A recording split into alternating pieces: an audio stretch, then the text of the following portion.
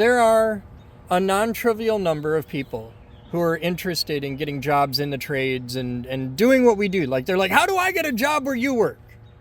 Oh, well. So the internet wants to know, how can they get a job doing the shit that we do with the kind of people that we hang out with? First of all, you really need to question your life choices. Let's just start with that. Okay, nobody wants to do this. You're either born for it or you ain't. Second, get an apprenticeship. How do you do that? Well, you can. A lot of some of the big utility companies and whatnot, they have apprenticeship programs, and you start in, sweeping floors, bullshit like that. If you want to work for electrical stuff. Now, you're not an electrician. What do you like? What's your job title? What's your background? My background? Yeah. I'm a journeyman millwright. I was an industrial electrician. I was a controls technician. I have experience in hydraulics, pneumatics. How did you start in this? Well, I started with an apprenticeship with the millwrights, and I did that for a while, and then I got a job in a stamping plant, making car parts for Toyota, working in the maintenance department there, and the electricians there started teaching me because I was an annoying little prick. And from there, I cracked a lot of books and read a lot of stuff, got into PLC programming, and needed that experience for another job that I wanted. So the big things that I'm hearing from people right now are nobody is hiring entry-level stuff. They all want dudes with 5-10 years experience. No, that's horseshit. You can't get a job that pays worth of shit because the pay is so far behind that there's no way to do this for a living and be able to, like, have a house. So y'all remember Meat, right? Y'all remember Big Meat on previous videos?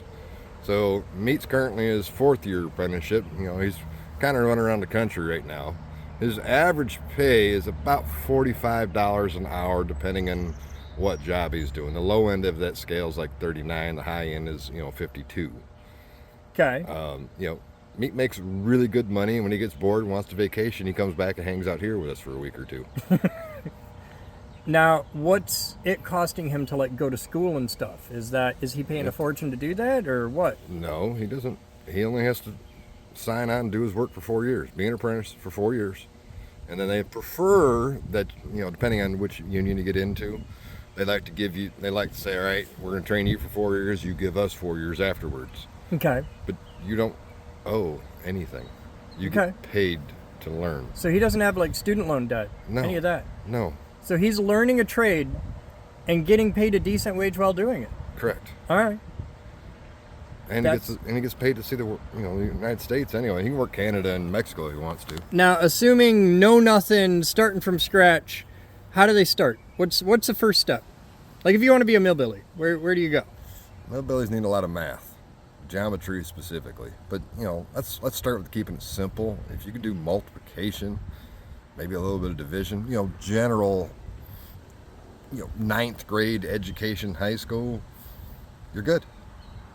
But where do they go? How do they do this? Do they just go up to a power plant and say, hire me? There's like the union halls, they all have training centers. Where how do you find a union hall? Go on the interwebs there, and type in the magic number box doodad thing. Okay. What y'all call it? That Google. Yeah. Google thing, yeah. And type in there, union training center near me. Okay. And it'll pop up, and it might say carpenters or whatever.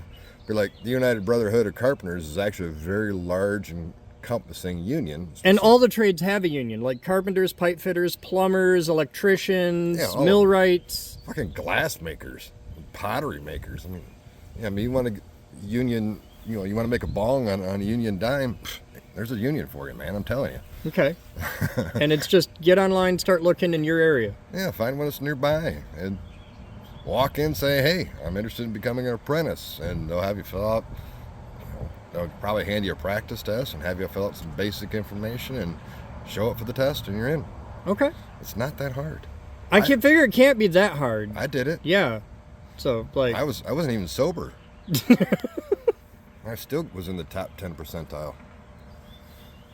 And that's all I needed. The internet needed to know that. Oh. Thank okay. you.